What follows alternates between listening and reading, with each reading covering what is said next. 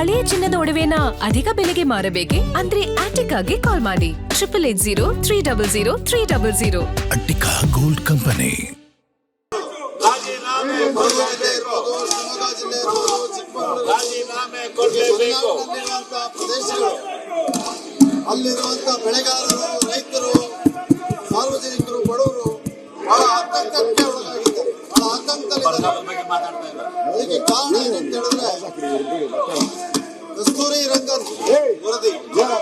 ಕಸ್ತೂರಿ ರಂಗನ್ ವರದಿ ಪಶ್ಚಿಮ ಘಟ್ಟ ಸೂಕ್ಷ್ಮವಾದಂತಹ ಪರಿಸರವನ್ನು ರಕ್ಷಣೆ ಮಾಡಬೇಕು ಅಂತ ಹೇಳಿ ಅಧ್ಯಯನವನ್ನ ಮಾಡಿ ಒಂದು ವರದಿಯನ್ನು ನೀಡಿರುತ್ತಾರೆ. ಈ ವರದಿಯನ್ನ ತಿರಸ್ಕರಿಸಬೇಕು. ಈ ವರದಿ ವೈಜ್ಞಾನಿಕವಾಗಿಲ್ಲ. ಅಲ್ಲಿಯ ಬೆಳೆಗಾರರನ್ನ ಮಾತಾಡುತ್ತಿಲ್ಲ, ಅಲ್ಲಿ ತೋಟಗಾರರನ್ನ ಮಾತಾಡಿಸಿಲ್ಲ, ಅಲ್ಲಿ ಕಾಫಿ ಬೋರ್ಡ್ನಾಗಲಿ, ಟೀ ಬೋರ್ಡ್ನಾಗಲಿ, ರಬ್ಬರ್ ಬೋರ್ಡ್ ಯಾವ ಬೆಳೆಗಾರರನ್ನ ರಕ್ಷಣೆ ಮಾಡಲಿಕ್ಕೆ ಸ್ಥಾಪನೆ ಮಾಡಿರುವಂತ ಯಾವ ಬೋರ್ಡ್ ಅವರನ್ನ ಕೂಡ ಇವರು ಮಾತಾಡಿಸಿಲ್ಲ. ಎಲ್ಲಿಯೂ ಚರ್ಚೆ ಆಗಿಲ್ಲ. ಸಾರ್ವಜನಿಕ ವಲಯದಲ್ಲಿ ಇದರ ಮಹತ್ವದ ಬಗ್ಗೆ ಅವರಿಗೆ ಅಭಿಪ್ರಾಯ ಮೂಡಿಸಲಿಕ್ಕೆ ಅವಕಾಶವನ್ನು ಕೊಟ್ಟಿಲ್ಲ. ಆ ರೀತಿಯಾಗಿ ನಡೆದಂತ ಪ್ರಕ್ರಿಯೆಯಿಂದ ಬಂದಂತ ವರದಿ ಕಸ್ತೂರಿ ರಂಗನ್ ವರದಿ ಆಗಿರ್ತದೆ. ಎಲ್ಲೋ ಬೇರೆ ದೂರದಲ್ಲಿ ಕೂತಿ GPS ಮೂಲಕ ಅವರು ಈ ವರದಿಯನ್ನ ಮಾಡಿರ್ತಾರೆ. ಅದಕ್ಕೆ ನಮ್ಮ ಆಕ್ಷೇಪಣೆ ಇದೆ. ಇದನ್ನ ತಿರಸ್ಕರಿಸಬೇಕು ಅಂತ ಹೇಳಿ ಎಲ್ಲ ಭಾಗದ ರೈತರು, ಇದರ ಬೆಳೆಗಾರರು ಇದನ್ನ ತಿರಸ್ಕಾರ ಮಾಡಬೇಕು ಅಂತ ಹೇಳಿ ಆಕ್ಷೇಪಣೆಯನ್ನ ಸಲ್ಲಿಸಿರ್ತಾರೆ. ನಮ್ಮ ರಾಜ್ಯ ಸರ್ಕಾರ ಕೂಡ ಕಸ್ತೂರಿ ರಂಗನ್ ವರದಿಯನ್ನ ಪೂರ್ಣವಾಗಿ ತಿರಸ್ಕರಿಸಿದೆ. ಅವಾಗಿನ ಅರಣ್ಯ ಸಚಿವರಾದಂತ ಮಾನ್ಯ ಈಶ್ವರ್ ಖಂಡ್ರೆ ಅವರು ಒಂದಿಗೆ ಎಲ್ಲ ಸಭೆಯನ್ನ ಮಾಡಿ ಕಸ್ತೂರಿ ರಂಗನ್ ವರದಿಯನ್ನ ಯಾವ ಕಾರಣಕ್ಕೂ ಕೂಡ ನಾವು ಒಪ್ಪಲಿಕ್ಕೆ ಸಾಧ್ಯ ಇಲ್ಲ. ಇದರಿಂದ ಬೆಳೆಗಾರರನ್ನು ಒಕ್ಕಲಿಸುವಂತ ಕೆಲಸ, ರೈತರನ್ನು ಒಕ್ಕಲಿಸುವಂತ ಕೆಲಸ, ಅವರ ದಿನನಿತ್ಯದ ಚಟುವಟಿಕೆಗಳಿಗೆ ತೊಂದರೆ ಆಗ್ತದೆ, ಅವ್ರಿಗೆ ಆತಂಕ ಆಗಿದೆ. ಅವರ ರಕ್ಷಣೆಗೆ ನಾವು ಬರಬೇಕು. ಕಸ್ತೂರಿ ರಂಗನ್ ವರದಿಯನ್ನ ನಾವು ಒಪ್ಪೋದಿಲ್ಲ ಹೇಳಿ ತಿರಸ್ಕರಿಸಿರುವಂತದ್ದು ಈ ರಾಜ್ಯ ಸರ್ಕಾರದ ತೀರ್ಮಾನ ಆಗಿರ್ತದೆ. ಅವರಿಗೆ ನನ್ನ ಅಭಿನಂದನೆಗಳನ್ನ ಕೂಡ ಇವತ್ತು ಸಲ್ಲಿಸಲಿಕ್ಕೆ ಬಯಸ್ತೇನೆ. ಆದ್ರೆ ಮನೆ ಅಧ್ಯಕ್ಷರೇ, ಕಸ್ತೂರಿ ರಂಗನ್ ವರದಿ ತಿರಸ್ಕರಿಸಿದ್ರು ಕೂಡ ಇತ್ತೀಚೆಗೆ ಕೇಂದ್ರ ಸರ್ಕಾರದ ಮಂತ್ರಾಲಯ, ಪರಿಸರ ಅರಣ್ಯ ಮಂತ್ರಾಲಯ ಒಂದು ಹೊಸ ಅಧಿಸೂಚನೆಯನ್ನ, ಕರಡು ಅಧಿಸೂಚನೆಯನ್ನ ಹೊರಡಿಸಿರ್ತಾರೆ.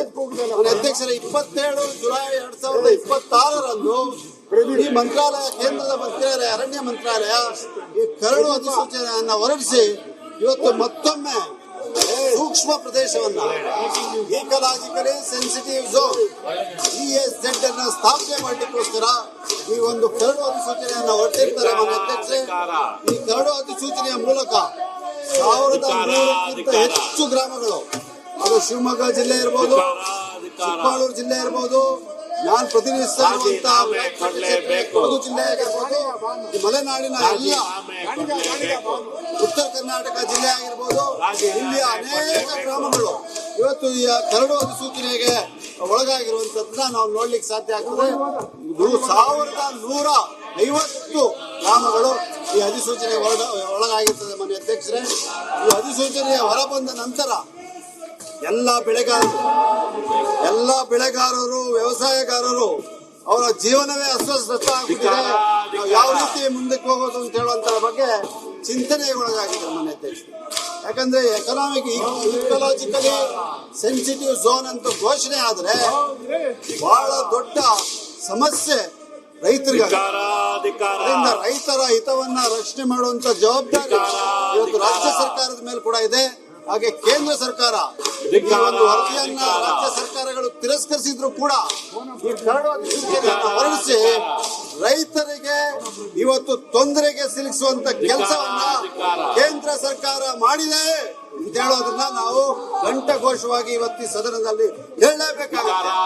ಆದ್ರೆ ನಾಚಿಕೆಟ್ಟ ವಿರೋಧ ಪಕ್ಷದವರು ಇದರಿಂದ ಮುಂದಕ್ಕೆ ಇಟ್ಕೊಳ್ಳದೆ, ಇಂಥ ವಿಚಾರಗಳನ್ನ ಚರ್ಚೆಗೆ ತರದೆ ಭಾರಿ ನೀಚ ರಾಜಕಾರಣವನ್ನ ಮಾಡಿ ಸದನದಲ್ಲಿ ನಮ್ಮಂತವ್ರು ಯಾರು ಕೂಡ ಇಂಥ ಸೂಕ್ಷ್ಮವಾದಂತ ವಿಚಾರ, ಜನಪರ ವಿಚಾರ, ರೈತ ಪರ ವಿಚಾರವನ್ನ ಮಾತಾಡ್ಲಿಕ್ಕೆ ಅವಕಾಶ ಕೊಡ್ತಾ ಇಲ್ಲ. ಮಾನ್ಯ ಅಧ್ಯಕ್ಷರೇ, ಇದನ್ನ ನಾವು ಧಿಕ್ಕರಿಸಬೇಕಾಗುತ್ತೆ. ಇವ್ರನ್ನ ದಯವಿಟ್ಟು ಹೊರಗಾಕಿ ಸದನವನ್ನ ನಡೆಸಿ ಅಂತ ಕೂಡ ನಾನು ಇವತ್ತು ಕೇಳ್ಕೊಳ್ತಾ ಇದ್ದೀನಿ. ಆದ್ರೆ ನಮ್ಮ ಈ ಕರಡು ಅಧಿಸೂಚನೆಯನ್ನ ನಾವು ವಿರೋಧಿಸಬೇಕು. ಮಾನ್ಯ ಅಧ್ಯಕ್ಷರು, ಕಸ್ತೂರಿ ರಂಗನ್ ವರದಿಯನ್ನ ವಿರೋಧಿಸಿದ್ದೇವೆ. ಅದನ್ನ ರಾಜ್ಯ ಸರ್ಕಾರ ತಿರಸ್ಕರಿಸಿದೆ. ಹಾಗೆ ಈ ಕರಡು ಅಧಿಸೂಚನೆಯನ್ನ ಕೂಡ ನಾವು ವಿರೋಧಿಸಲೇಬೇಕಾಗ್ತದೆ. ಇದರಲ್ಲಿ ಇವತ್ತು ವ್ಯವಸಾಯಗಾರರ ಭವಿಷ್ಯ ಏನು, ರೈತರ ಭವಿಷ್ಯವೇನು, ಇದರ ಬಗ್ಗೆ ಎಲ್ಲವೂ ಕೂಡ ಒಂದು ಸ್ಪಷ್ಟತೆಯನ್ನು ಕಾಣ್ತಾ ಇದೆ. ಅವರು ನಾಳೆ ಕೆರೆ ಮಾಡಬೇಕಾದ್ರೆ ಅವರಿಗೆ ತೊಂದರೆಯನ್ನು ಮಾಡೋ ಸಾಧ್ಯತೆ ಇದೆ. ಅವರಲ್ಲಿ ಏನೋ ಸಣ್ಣದ ಪುಟ್ಟವಾಗಿ ಅವರ ಮನೆ ಕಟ್ಕೊಳ್ಲಿಕ್ಕೆ ಹೋದಾಗ ಅವ್ರಿಗೆ ತೊಂದರೆ ಮಾಡುವಂತ ಸಾಧ್ಯತೆ ಇದೆ.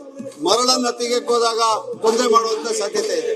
ಈ ರೀತಿಯಾಗಿ ಅತಿ ಹೆಚ್ಚು ತೀವ್ರ ಬಡತನದಲ್ಲಿರುವಂತಹ ಮಲೆನಾಡು ಪ್ರದೇಶದ ರೈತರ ಬದುಕು ಇವತ್ತು ಆತಂಕದಲ್ಲಿರೋದಕ್ಕೆ ಈ ಕರಡು ಅಧಿಸೂಚನೆ, ಕೇಂದ್ರದ ಮಂತ್ರಾಲಯ ಹೊರಟಿರುವಂತಹ ಕರಡು ಅಧಿಸೂಚನೆ ಕಾರಣ. ಅದನ್ನ ಮಾನ್ಯ ಅಧ್ಯಕ್ಷರೇ, ಇವತ್ತು ಇವರ ರಕ್ಷಣೆಗೆ ಈ ಸದನ ಪೂರ್ಣವಾಗಿ ಪಕ್ಷಾತೀತವಾಗಿ ಈ ಸದನದ ಪ್ರತಿಯೊಬ್ಬ ಸದಸ್ಯರು ಕೂಡ ಸೈಲೆಂಟ್ ಆಗ್ಬಿಟ್ಟಿದ್ಯಾ ಗುರು. ನಾನು ವಿರೋಧ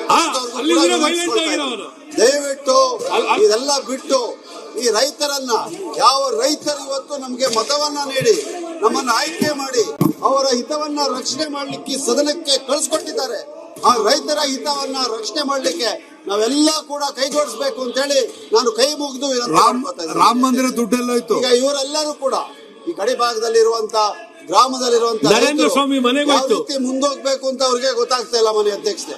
ಅದರಿಂದ ನಾನು ಮನವಿ ಮಾಡ್ತಾ ಇದ್ದೀನಿ, ಇಲ್ಲಿ ಗೌರವಾನ್ವಿತ ಅರಣ್ಯ ಸಚಿವರಿದ್ದಾರೆ ಮತ್ತು ಮುಂದಕ್ಕೆ ಮುಖ್ಯಮಂತ್ರಿಗಳು ಕೂಡ ಇದರಲ್ಲಿ ಬರ್ತಾರೆ. ನಾನು ಅವರಲ್ಲಿ ಕೈ ಮುಗಿದು ವಿನಂತಿಯನ್ನು ಮಾಡ್ತಾ ಇದ್ದೀನಿ, ಈ ಒಂದು ಕರಡು ಅಧಿಸೂಚನೆಯನ್ನ ಸದನದಲ್ಲಿ ಕೂಡ ಸರ್ವಾನುಮತದಿಂದ ತೀರ್ಮಾನ ಮಾಡಿ ತಿರಸ್ಕರಿಸಬೇಕು. ಹಾಗೆ ಸರ್ಕಾರ ಕೂಡ ಇದನ್ನ ಮಂಡಿಸಿ ಇದನ್ನ ಕೂಡ ತಿರಸ್ಕಾರ ಮಾಡಬೇಕು ಅಂತ ಕ್ರಮವನ್ನ ಜರುಗಿಸಬೇಕು ಅಂತ ಹೇಳಿ ನಾನು ಕೈ ಮುಗಿದು ಅವರಲ್ಲಿ ಮನವಿಯನ್ನು ಮಾಡ್ತಾ ಇದ್ದೀನಿ. ಬಹಳ ಅವೈಜ್ಞಾನಿಕವಾಗಿ ಏಕಪಕ್ಷವಾಗಿ ಈ ಕರಡು ಅಧಿಸೂಚನೆಯನ್ನ ಕೇಂದ್ರದ ಮಂತ್ರಾಲಯ ಹೊರಡಿಸಿದೆ. ಅಧ್ಯಕ್ಷರೇ, ಇದನ್ನ ತಿರಸ್ಕಾರ ಮಾಡಿ ರೈತರ ರಕ್ಷಣೆಗೆ ನಮ್ಮ ರಾಜ್ಯ ಸರ್ಕಾರ ಮುಂದಾಗಬೇಕು, ಈ ಸದನ ಕೂಡ ಮುಂದಾಗಬೇಕು, ಸದನದಲ್ಲಿರುವ ಪ್ರತಿಯೊಬ್ಬ ಸದಸ್ಯರು ಕೂಡ ಮುಂದಾಗಬೇಕು. ಅವರು ಭಾರತೀಯ ಜನತಾ ಪಕ್ಷದವರು ಇರ್ಬೋದು, ಜಾತ್ಯತೀತ ಜನತಾ ದಳದವರು ಇರ್ಬೋದು, ಕಾಂಗ್ರೆಸ್ನವರು ಇರ್ಬೋದು. ರೈತರಿಗಿಂತ ದೊಡ್ಡವರು ಯಾರೂ ಕೂಡ ಅಲ್ಲ, ಕಾನೂನಿನ ವ್ಯವಸ್ಥೆಗಿಂತ ದೊಡ್ಡವರು ಯಾರೂ ಕೂಡ ಅಲ್ಲ. ರೈತರ ರಕ್ಷಣೆಗೆ ಬರದೇ ಇರುವಂತ ಯಾರು ಕೂಡ ಇಲ್ಲಿ ಸದಸ್ಯರಿದ್ರೆ ಅವರು ನಿಜವಾಗ್ಲೂ ರೈತ ವಿರೋಧಿ. ನಾನು ಅವರಲ್ಲಿ ಮನವಿಯನ್ನು ಮಾಡ್ತಾ ಇದ್ದೀನಿ, ದಯವಿಟ್ಟು ಈ ಒಂದು ಸೂಕ್ಷ್ಮವಾದ ವಿಚಾರವನ್ನ ಕೈಗೆತ್ತಿ ಈ ಹೋರಾಟಕ್ಕೆ ನೀವು ಕೈಗೂಡಿಸಿ, ಈ ಹೋರಾಟಕ್ಕೆ ಜೊತೆ